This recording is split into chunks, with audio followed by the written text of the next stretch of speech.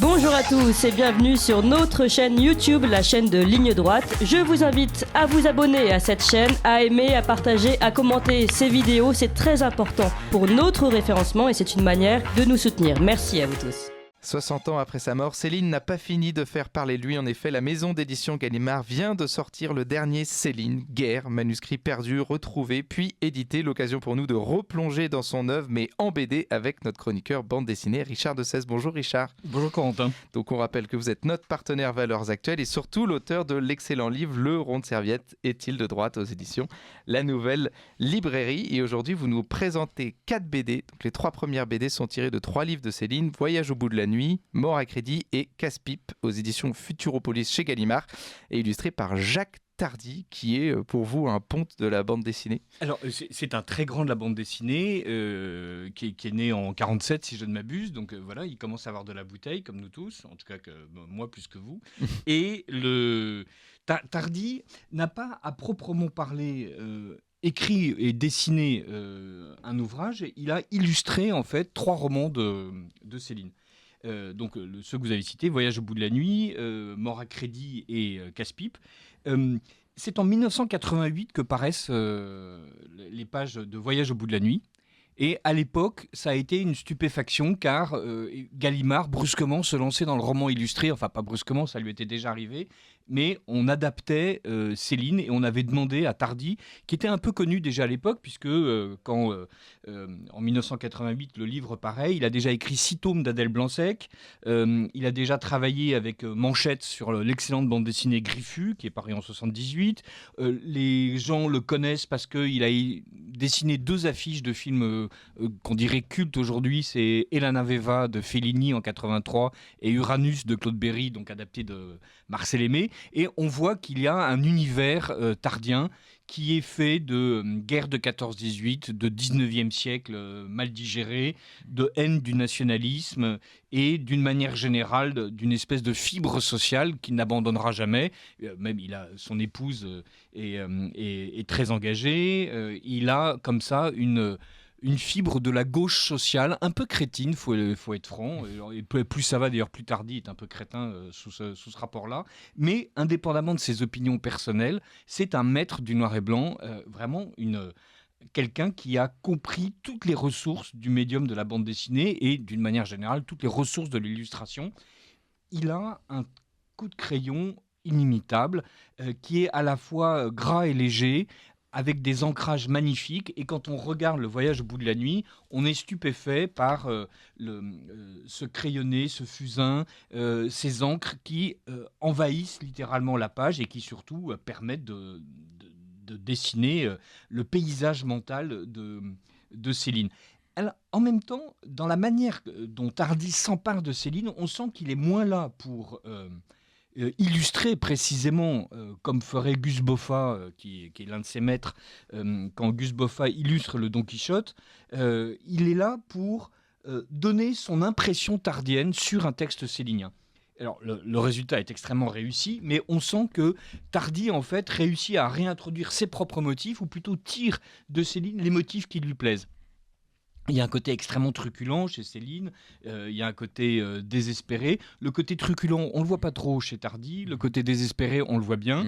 Et il y a en plus chez Tardy, qui illustre en 88 un texte censé se passer dans les années 30, une espèce de nostalgie du Paris disparu. Et ça se sent avec, par exemple, page 204, il y a une arrière-cour typiquement parisienne avec ces petits immeubles de rapport. Mais il y a bien sûr et surtout une capacité à montrer la guerre dans toute son horreur. Par exemple, page 30-31, il y a un très beau panorama, c'est-à-dire une illustration qui court sur 2 pages, avec un village en flammes et quelques cuirassiers en train de regarder ce village en train de flamber. C'est un lavis à l'encre absolument superbe. Il y a en revanche, page 75, 2 caricatures atroces, puisque donc vous vous souvenez que dans Voyage au bout de la nuit, on passe son temps à tomber dans des asiles de fous et des hospices de vieillards. Et là, donc, il y a une théorie de vieillard qui s'approche de la fenêtre. On a l'impression de quelque chose de grouillant. À côté de ça, quelqu'un qui est en train de subir un électrochoc. Il y a chez Tardy le goût de l'image choc, de l'image triste, de l'image noire, et c'est remarquable. C'est totalement célinien, mais une fois de plus, c'est une portion de Céline. Cette portion-là, cela dit, au fil des pages, elle est parfaitement ajustée au texte. Alors bien sûr, elle insiste un peu plus sur la noirceur, mais c'est rare qu'on ouvre Céline juste pour être réjoui par le spectacle de l'humanité, donc là ça tombe bien. Et il y a une capacité à construire les images qui est superbe. Page 90, il y a une énorme proue de navire en métal, donc là ça fait vraiment penser à l'affiche de Elana Veva, mais il y a aussi un peu partout dans l'album de grandes images et là aussi on voit l'intelligence de Tardy qui est capable sur une double page soit de laisser toute sa place au texte avec juste une vignette, soit au contraire de emplir l'intégralité des 2 pages avec une illustration, et donc comme ça on a quelque chose d'assez pneumatique où le texte enfle ou se dégonfle, où l'illustration prend le pas, et où à chaque fois on est saisi, on est obligé de s'arrêter. Donc dans le mouvement de la lecture, le Tardy aide véritablement. Et voilà. Il n'est pas là pour dupliquer le texte, parce que c'est toujours ça un peu qui gêne les écrivains quand on leur dit on va vous faire un livre illustré parce que c'est plus joli, il y a des images, les gens vont acheter. Évidemment, si la personne est écrivain et pas peintre, c'est pas pour rien. Généralement, on considère que ce qu'elle a dit et écrit est censé être suffisamment évocateur. Et là, on peut véritablement parler d'un contrepoint.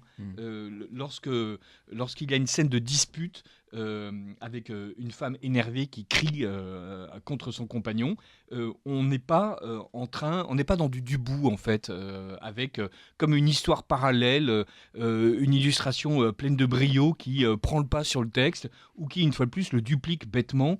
Vous savez, on parlait l'autre jour en bande dessinée des vignettes que Cœur Vaillant avait ajoutées aux bandes dessinées de Tintin. C'est-à-dire, donc, il y avait la bande dessinée telle que Hergé l'écrit, et puis Cœur Vaillant avait décidé qu'il était absolument nécessaire de raconter sous chaque case la manière dont ce que chaque case nous disait déjà. Donc, inutilité complète.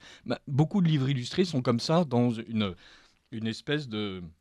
On va vous raconter la scène en faisant en sorte que vous retrouviez dans le dessin l'intégralité de ce qu'il y a dans le texte. Bon, alors, ok, mais c'est un exercice totalement différent.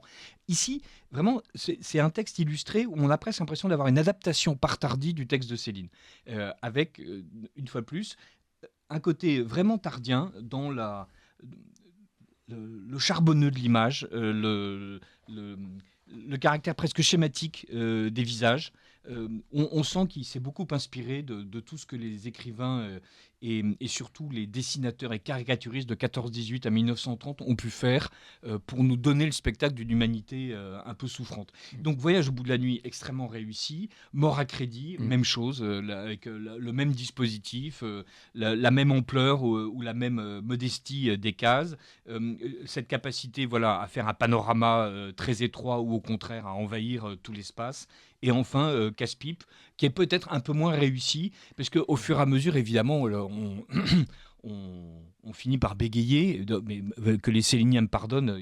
Céline aussi, lorsqu'on en lit 4 ou 5 d'affilée, on n'en peut plus. Enfin, voilà, il faut faire en sorte de... c'est à boire à petite dose. Et... Guerre est sans doute un ouvrage absolument remarquable. Pareil que Gallimard y a ajouté un glossaire pour qu'on comprenne bien ce qui se dit, ce qui est quand même un peu surprenant. Là, vous avez non pas un glossaire, mais vous avez un guide pour faire en sorte que le Voyage au bout de la nuit ou Mort à crédit soit un voyage très agréable, et peut-être plus agréable que le fait d'avoir le texte tout seul.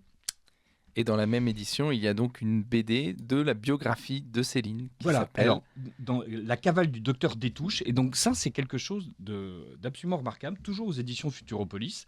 Et on voit bien la différence d'ailleurs entre Tardy et Brizzi. Paul et Gaëtan Brizzi sont 2 animateurs. Ils ont travaillé sur le storyboard Pirate de Polanski. Ils ont travaillé pour Disney, notamment dans Fantasia 2000.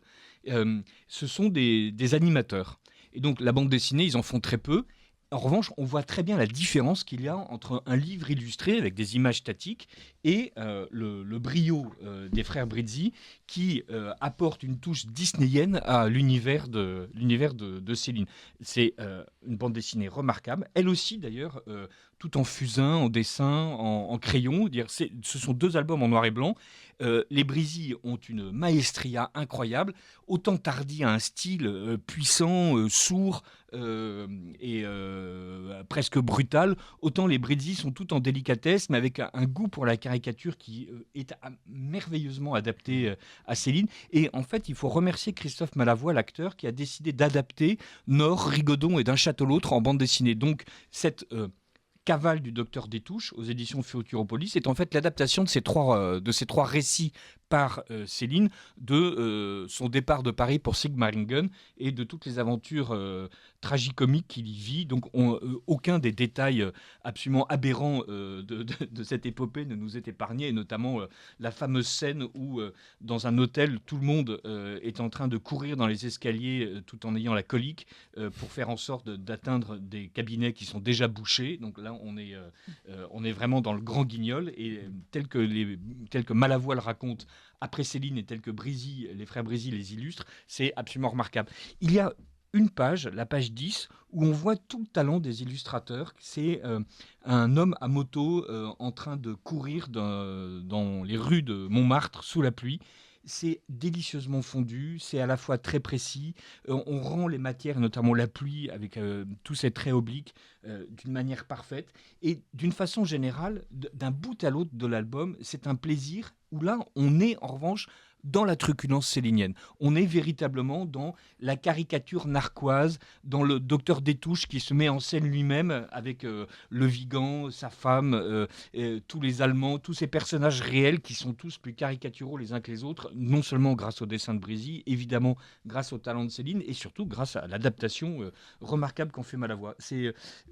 Voilà, j'aurais peut-être pas eu... sans vous, Corentin, l'occasion de lire cet album, et je suis absolument ravi. C'est vraiment une très grande bande dessinée avec toutes les qualités qu'on peut désirer y voir dans le dessin, l'intelligence du scénario et surtout un sens du mouvement remarquable.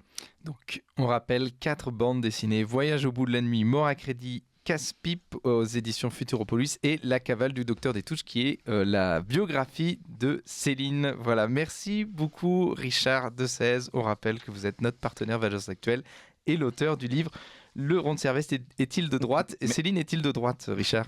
Non, je crois que non. Je crois que Céline est de gauche en fait. Voilà, mais on en parlera une autre fois. Merci mille fois, Corentin. Merci à vous, bonne journée. Vous appréciez cette émission? Alors aidez Radio Courtoisie à en produire d'autres en indépendance totale.